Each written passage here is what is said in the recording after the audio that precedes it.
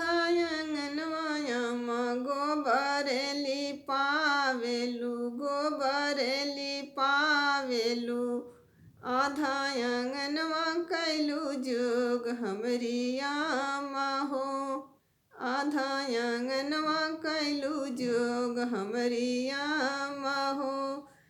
जोगवाता कैलो माया पानी दामाद के लिए या पानी दामाद के लिए। नैहर छोड़ा वालू हमार हमरी आमा हो। नैहर छोड़ा वालू हमार हमरी आमा हो।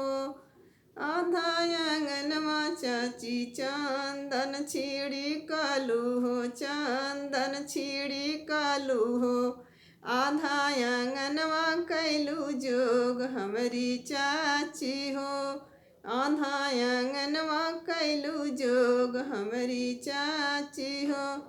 जोगवाता कैलू चाची पानी दामाद लिए या पानी दामाद लिए। नैहर छोड़वालू हमार हमरी चाची हो। नैहर छोड़वालू हमार हमरी चाची हो। आधा आंगनवा भाभी चंदन छिड़ी काली हो चंदन छिड़ी काली हो। आधा आंगनवा कैलू जोग हमरी भाभी हो। आधा आंगनवा कैलू जोग हमरी भाभी हो।